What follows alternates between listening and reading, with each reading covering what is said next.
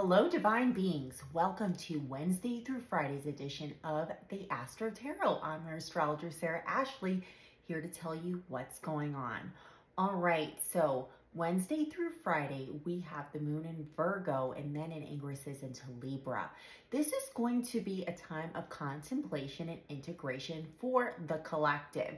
We just went through that Mars square Pluto transit, which brought up a lot of anger, a lot of kind of abandonment wounds about our self-value and the kind of groups that we belong to and how they react to us. So there might be a lot of anger that you are processing right now. And Chiron is going to support your healing because it's going to go ahead and sextile over to the sun in Mercury in Gemini that are going to form a cazimi. So a cazimi means an exact conjunction.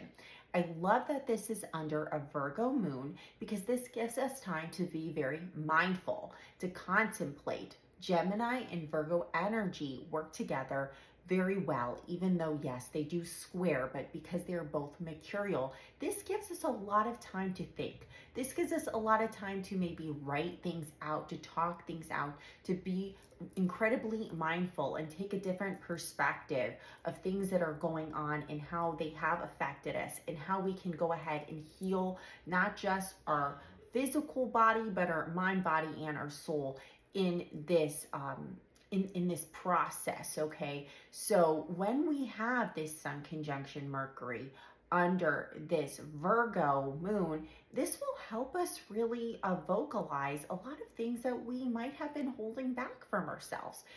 It's probably been tough to be honest with yourself about a lot of the things you have been upset about. So this is a great time of honesty. And if you are a creative, or if you're a writer or of some type, or an artist or a songwriter, or an actor, anything, or a journalist, anything that works with the throat chakra, this will really help your work in flesh out those characters, or the different people and the different players in the story that you are writing about, whether it's nonfiction or fiction. Okay, so this is a good time just as a human to have empathy for others and see things from other people's perspectives.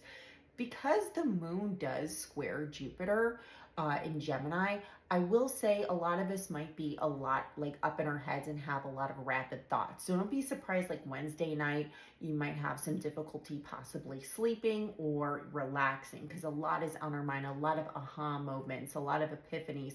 Moon does trine Mars as well in Taurus. So we are finding some kind of equilibrium, and that's what we're striving towards.